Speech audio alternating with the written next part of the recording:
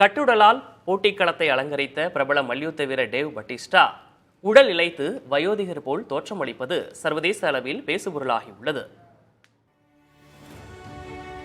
141 kilo எடை, இறுக்கி முறுக்கேற்றப்பட்ட உடல்வாகு, நரம்புகள் புடைக்க WWE மல்யுத்த களங்களில் எதிராளிகளை வேட்டையாடும் பட்டிஸ்டாவின் ஆட்ட உத்திக்கு ரசிகர்கள் கோடி. கடைசியாக அவர் மல்யுத்த களத்தில் இறங்கியது 2010. தம்மை போன்றே புஜபல பராக்கிரமனான ட்ரிபிள் ஹெச்சை எதிர்த்து களமாடினார். இதன் பின்னர் ஹாலிவுட் திரைப்படங்களில் நடிக்கத் தொடங்கினார் பட்டிஸ்டா. திரைப்படங்கள், ஆங்கில தொடர் நாடகங்கள் என நடித்து வரும் பட்டிஸ்டாவுக்கு வயது 55.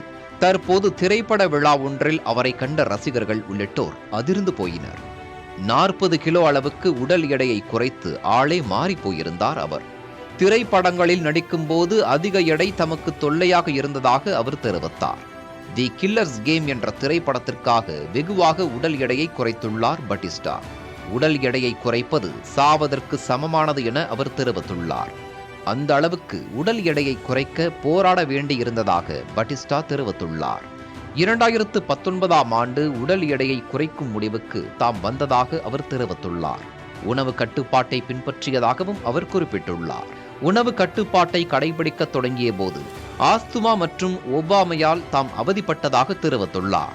இரவு படுக்கைக்கு செல்வதற்கு 3 அல்லது 4 மணி நேரத்திற்கு முன்பாகவே உணவை எடுத்துக் கொள்வதாகவும் அவர் குறிப்பிட்டுள்ளார். தசைகளை இழந்திருப்பதால் தாம் இப்போது சௌகரியமாக இருப்பதாக பட்டிஸ்டா தெரிவித்துள்ளார். பட்டிஸ்டாவின் முடிவு எதுவாக இருந்தாலும் ஆஜானுபாகுவாக அவரை கண்ட ரசிகர்களுக்கு இப்போதைய தோற்றம் சற்று அதிருப்திதான்.